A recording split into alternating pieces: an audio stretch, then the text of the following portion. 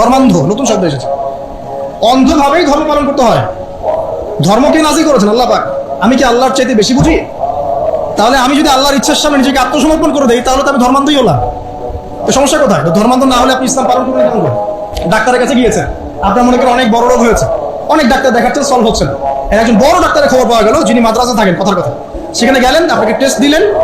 আপনি তো জিজ্ঞাসা করতে যাচ্ছেন না যে এই টেস্ট কেন দিচ্ছেন, ওই টেস্ট কেন দিচ্ছেন, এই ওষুধ কেন দিলেন, ওই ওষুধ কেন দিলেন, এই প্রেসক্রিপশন কেন? ডাক্তার যা বলছে আপনি অন্ধভাবে নিচ্ছেন না? নাকি আপনার ডাক্তারের এইসব টেস্টগুলো নিজে করার ক্ষমতা আছে? আপনি কি নিজেই টেস্টগুলো করতে পারবেন? ওই ওষুধ কেন দিয়েছে, ওখানে কি গুণ আছে, কি উপকারিতা অপকারিতা আছে, এটা তো ডাক্তার ভালো জানে আমার চাইতে। তখন আমরা কিন্তু অন্ধভাবেই ডাক্তারের কথা মেনে নেই এবং ট্রিটমেন্ট নেই। আর আল্লাহ রাব্বুল আলামিন মহাবিশ্বের স্রষ্টা, তিনি জানেন মহাবিশ্বের কার জন্য কি কল্যাণকর। তিনি মুসলিমদেরকে দিয়েছেন কোরআন এবং সুন্নাহ, পুরো মানব জাতিকে দিয়েছেন। এর মধ্যে আল্লাহ পাক সমস্ত বিষয়ের সলিউশন দিয়েছেন। এখন আমি অন্ধভাবে মানবো না? নাকি আল্লাহকে চ্যালেঞ্জ করবো যে কেন এটা দিলেন, কেন নামাজ পড়তে বললেন, কেন রোজা রাখতে বললেন, কেন হজ করতে বলছেন? সবকিছুর কারণ আছে নিঃসন্দেহে, কিন্তু সব কারণ ব্যাখ্যা করার মতো জ্ঞান কি আমার আছে? আমার জ্ঞান কি আল্লাহর চেয়ে অসীম, না আল্লাহ পাকের জ্ঞান অসীম?